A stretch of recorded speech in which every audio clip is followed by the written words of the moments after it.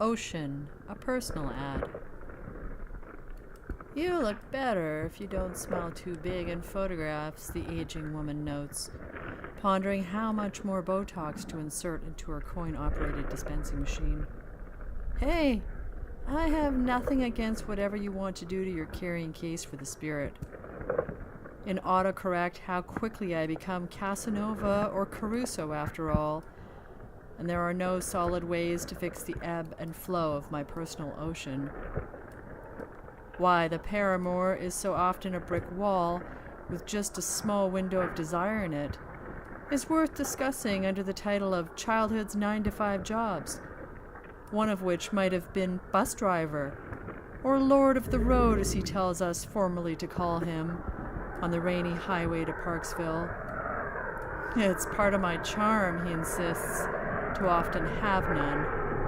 I mean, I wouldn't want you to get used to too much ice cream on Sundays. Agreed, I guess. Everything dies, right? So it's best that ashes lie upon each surface from the get-go, even the slippery veneer of your pulsating and flawed heart.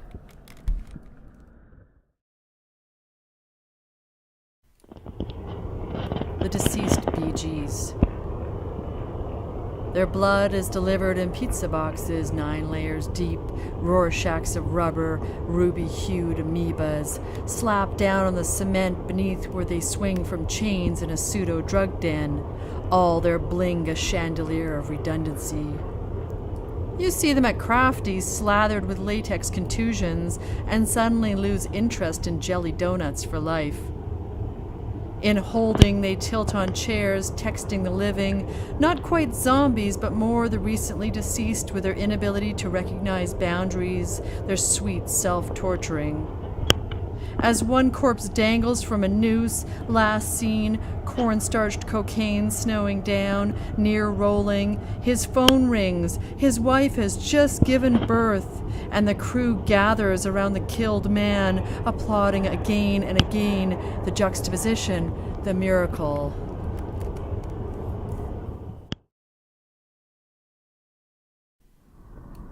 This is a picture of my father right after I was born. This is a picture of my father right after I was born. His hair was dark then, his beard a forest with the lake of his mouth in it, grinning. Smiling so intensely, in fact, that he had to hold his head in his hands so it wouldn't fall apart from happiness and his ignorance over what having me would mean.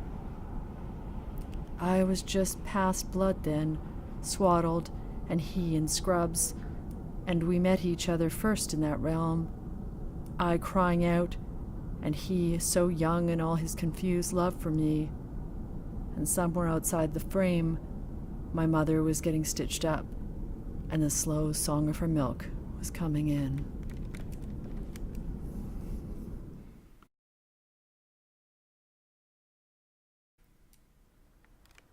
John Ashbery, I want you to keep whispering your sweet nothings in my ear forever, or a Valentine's Day poem to poetry. If I could choose anyone to wake to, it would be you, old gay perpetrator of textual divagations. I never know where you're going to go next, and that's fine by me, the girl who has learned to live with circuses and bits of bread and dead men and a womb full of hairballs spat up by wrong turns on the friendly genetic highway.